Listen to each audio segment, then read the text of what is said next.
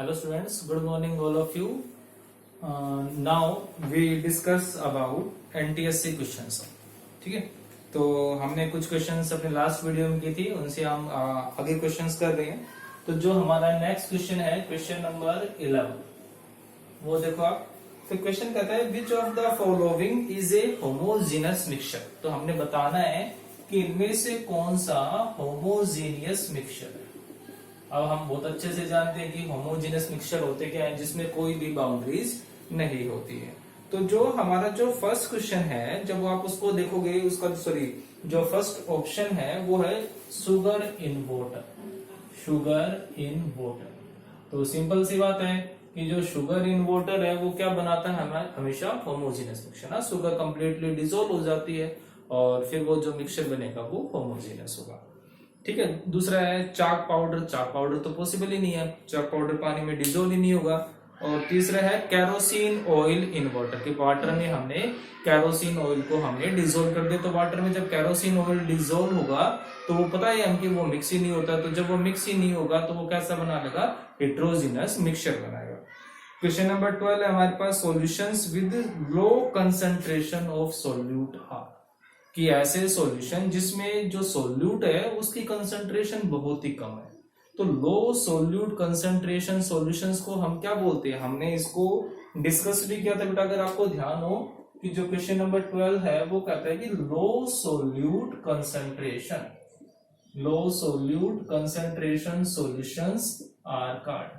ऐसे सॉल्यूशन जिनकी कंसंट्रेशन बहुत ही थोड़ी सी होगी, उस सॉल्यूशन को हम क्या बोलेंगे, दो solutions are called dilute solutions. Understand. ठीक है, उन सॉल्यूशंस को हमने क्या नाम दे दिया, डाइल्यूट सॉल्यूशन का.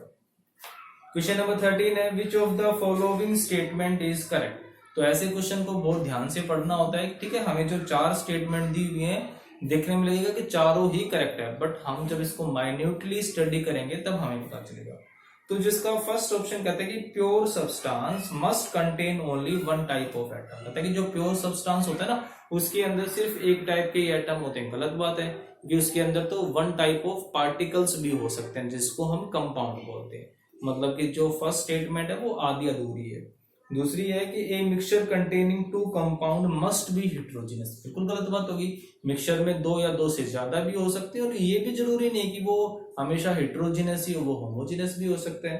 सी कहता है कि a heterogeneous mixture contain at least 3 element. बात गलत है. कहता है कि जो हेट्रोजीनस मिक्सचर है कम से कम उसके पास 3 एलिमेंट होते हैं. बिल्कुल गलत बात है, 2 एलिमेंट भी हो सकते हैं. ठीक है, तो ये चीज क्या होगी बेटा, ये चीज भी गलत हो गई. जो डी ऑप्शन है वो कहता है कि ये homogeneous mixture must be uniform. कि जो होमोजीनस मिक्सचर होगा वो क्या होना चाहिए, यूनिफॉर्म होना चाहिए. तो ये बात बिल्कुल सही है कि जो होमोजीनस मिक्सचर होगा वो हमेशा यूनिफॉर्म होगा, है ना, यूनिफॉर्मली डिस्ट्रीब्यूटेड होगा. अब आता है question number 14 which of the following is not an example of physical change. कहता है कि इनमें से कौन सा फिजिकल चेंज नहीं है. ठीक है, इंपॉर्टेंट क्वेश्चन है. तो जो ए पार्ट है वो है बेटा dissolving of sugar in water. जब हम पानी के अंदर शुगर डिसॉल्व करेंगे वो तो फिजिकल चेंज होता ही है ना. हमने देखना है not a physical change. Second है casting iron in moulds. Casting iron in moulds, इसका मतलब क्या होता है, कास्टिंग आयरन इन मोल्ड्स. तो कास्टिंग आयरन इन मोल्ड्स का मतलब ये हुआ कि वो जो आयरन है उनको अलग अलग शेप देनी है. ठीक है, डिफरेंट शेप में. तो भी पहले भी और जब बाद में हमने इसको शेप दे दी रहेगा तो आयरन ही, कोई चेंज नहीं आएगा ना. तो ये भी क्या हो गया, फिजिकल चेंज हो गया.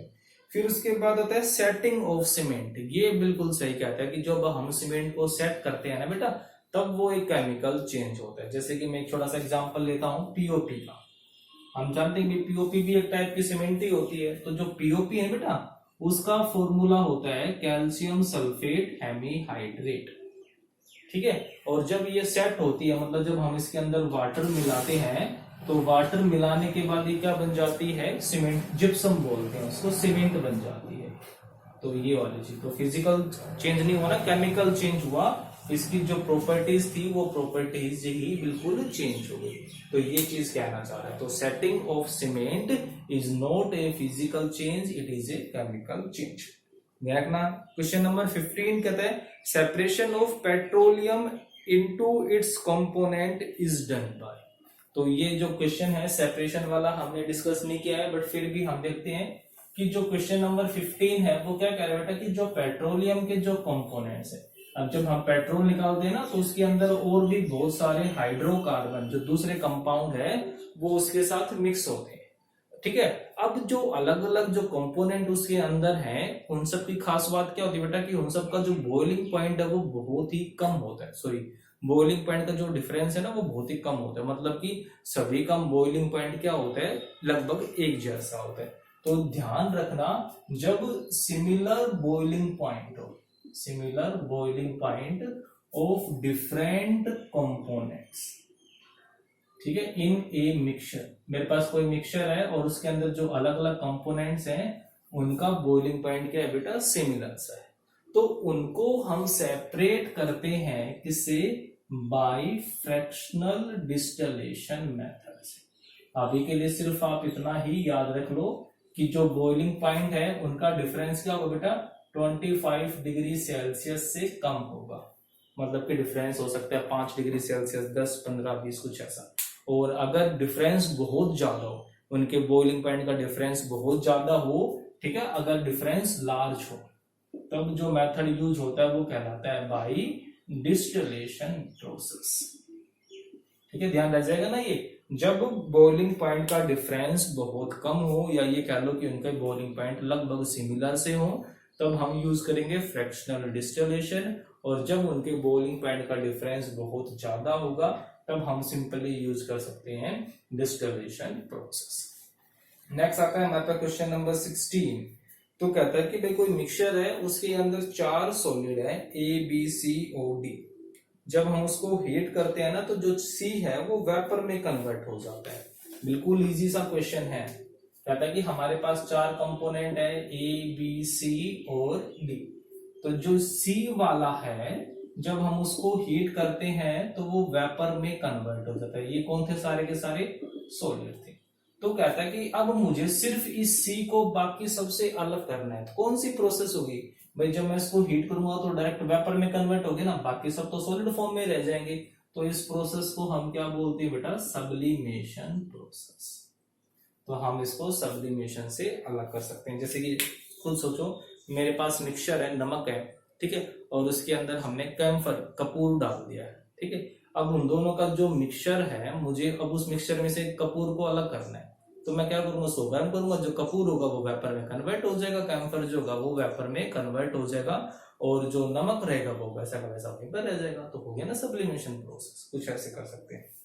नेक्स्ट आता है हमारे पास क्वेश्चन नंबर 17।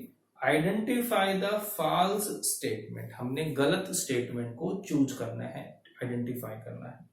तो फर्स्ट ऑप्शन ही ध्यान से देखो, कोलोइड्स आर होमोजेनस, तो सही बात है ये, कोलोइड्स होमोजेनस होते हैं, तो बिल्कुल गलत बात होगी ना बेटा, क्योंकि जो कोलोइड्स होते हैं, कोलोइड्स तो क्या होते हैं, कोलोइड्स आर हेट्रोजेनस मिक्सचर। तो जो फर्स्ट पॉइंट है वही गलत हो गया, बाकी सारे बिल्कुल सही हैं कि जो कोलोइड है वो टिंडल इफेक्ट शो करते हैं, जो कोलोइड्स है वो ब्राउनियन मूवमेंट शो करते हैं, और जो कोलाइडल पार्टिकल हैं उनका साइज 1 से 100 नैनोमीटर के बीच में होता है।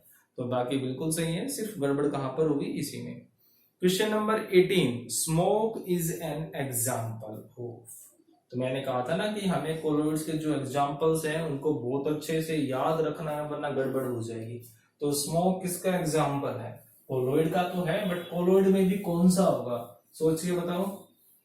Smoke is an example of, तो ये चीज अगर फिर से याद नहीं है तो फिर से याद करना बहुत ही इंपॉर्टेंट है। तो जो स्मोक है वो किसका एग्जाम्पल होता है बेटा, सॉलिड डिस्पर्स्ड इन गैस, सॉलिड डिस्पर्स्ड इन गैस, ठीक है। कि वो जो सॉलिड क्या होगा, डिस्पर्स्ड फेज होगा, और जो गैस होगी वो डिस्पर्जन मीडियम, मतलब स्मोक को हम क्या बोल सकते हैं, एरोसोल्स बोल सकते हैं। एनटीएससी के लिए मोस्ट इंपॉर्टेंट है ये जो टाइप्स है, तुमने एग्जांपल्स हैं ये याद रखने हैं। Question number 19, which one of the following is correctly match. तो ये भी बहुत ज्यादा इंपॉर्टेंट है, करेक्टली मैच बताना है, ठीक है। कौन सा एक दूसरे से मैच करता है। तो फर्स्ट है इमल्शन एंड कर्ड। तो इमल्शन तो क्या होता है बेटा, जब दोनों के दोनों क्या होते हैं, लिक्विड होते हैं ना, डिस्पर्ज फेज भी और डिस्पर्जन मीडियम भी लिक्विड। बट जो कर्ड होता है, कर्ड क्या होता है, लिक्विड इन सॉलिड, मतलब लिक्विड कम होता है, सॉलिड ज्यादा होता है। तो पहला ऑप्शन क्या हो गया, गलत हो गया। दूसरा ऑप्शन है बेटा foam and mist, foam and mist. ठीक है, तो अब जो फोम होती है वो क्या होती है, गैस इन लिक्विड, मतलब गैस थोड़ी होगी, लिक्विड ज्यादा होगा। जबकि जो मिस्ट होती है, ठीक है, बहुत ही छोटी ड्रॉपलेट कह सकते हो, वो क्या होती है, लिक्विड इन गैस। मतलब क्या होगा, फिर से ये भी अलग अलग हो गया, मैच नहीं हुआ है बेटा। ठीक है, और उसके बाद आता है हमारे पास एरोसोल और स्मोक।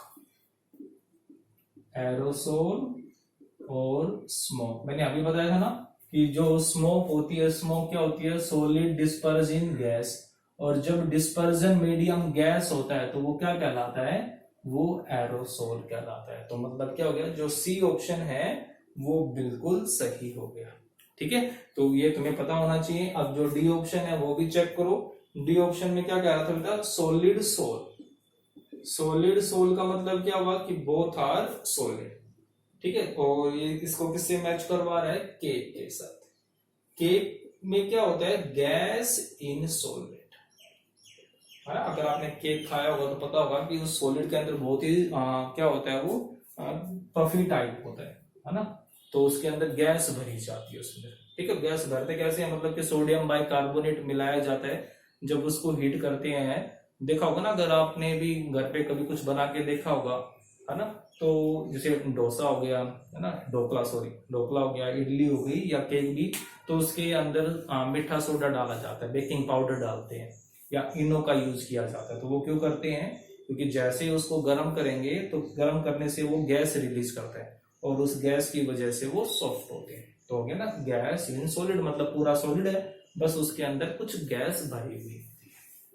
क्वेश्चन नंबर 20 है कि इफ वी हीट आयोडीन, अगर हम आयोडीन को हीट करते हैं तो कौन सा चेंज होगा। भाई आयोडीन को हीट करूंगा, आयोडीन सब्लिमेशन शो करता है, और किस में कन्वर्ट हो जाएगा, गैस के अंदर। मतलब क्या, कौन सी प्रोसेस हुई, सब्लिमेशन।